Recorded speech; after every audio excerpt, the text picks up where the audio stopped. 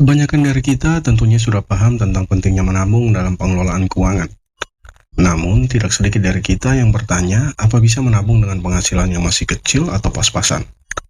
Alih-alih mau menabung untuk kebutuhan selama sebulan sampai gajian berikutnya saja sudah ngos-ngosan.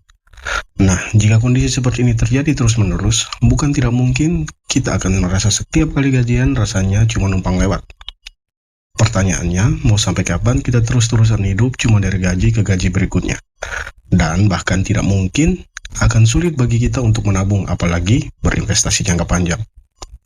Padahal kesulitan menabung rutin itu kebanyakan bukan karena nilai gaji yang masih pas-pasan. Banyak yang susah menabung akibat pengaturan keuangan yang kurang tepat, sehingga pendapatannya lebih banyak terkuras untuk pengeluaran yang sifatnya konsumtif.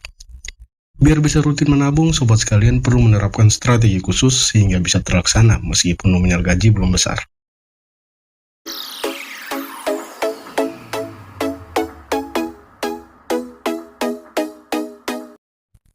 Yang pertama, mengevaluasi pendapatan dan pengeluaran.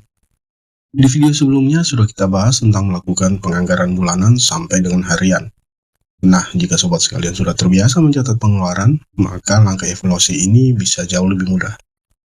Coba perhatikan lagi catatan pendapatan dan pengeluaran selama 3 bulan terakhir, dan kelompokkan jenis pengeluaran dalam pos, seperti pos makan, transportasi, pos tagihan utang atau cicilan, pos pengeluaran gaya hidup, shopping, nongkrong, dan lain sebagainya.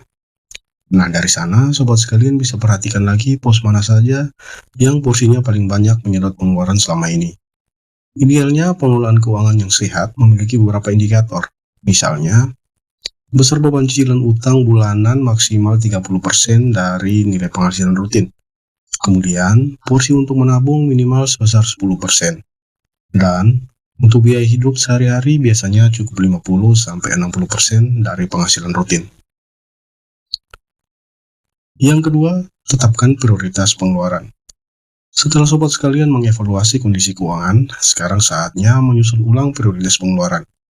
Utamakan pos pengeluaran primer, yakni untuk kebutuhan pangan dan papan, cicilan utang bila ada, pengeluaran untuk sekolah anak, dan lain-lain. Kemudian, untuk kebutuhan atau pengeluaran sekunder dan tersier, seperti shopping, hobi, nongkrong, dan lain sebagainya, tempatkan di prioritas yang rendah, karena masih bisa ditunda, bahkan dihemat. Yang ketiga, komitmen lakukan penghematan dan efisiensi. Kesulitan menabung terkadang karena sobat sekalian tidak sadar selama ini terlalu boros dalam pengeluaran. Mulailah komitmen untuk lakukan efisiensi dan penghematan agar sobat sekalian dapat mengalokasikan pendapatan untuk ditabung. Mulai bertanya pada diri sendiri ketika hendak mengeluarkan dana, apakah ini needs atau wants. Jeli dalam membuatkan promo dan diskon setiap kali berbelanja dapat dijadikan solusi untuk efisiensi dan berhemat. Yang keempat, menabung di awal gajian. Hampir sebagian besar dari kita kesulitan untuk menabung dikarenakan kurang mendisiplinkan diri untuk bisa segera mengalokasikan pendapatan ke pos tabungan.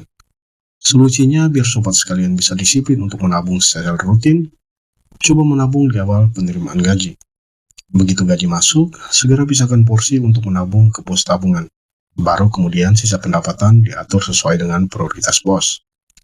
Atau biar lebih praktis, sobat sekalian bisa manfaatkan fitur auto debit di bank ke rekening yang khusus disiapkan untuk pos tabungan.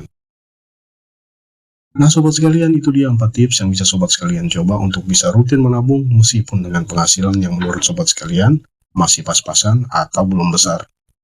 Namun, pada dasarnya, untuk bisa menabung rutin yang dibutuhkan adalah komitmen. Tak peduli penghasilan kita besar atau kecil, karena besarnya penghasilan masih relatif bagi setiap orang. Dan sudah sejauh mana kita bersyukur untuk apa yang kita peroleh hari ini. Oke sobat sekalian, untuk tidak ketinggalan video tips keuangan berikutnya, sobat sekalian bisa subscribe channel ini dan aktifkan lonceng pemberitahuannya. Sampai jumpa di next video.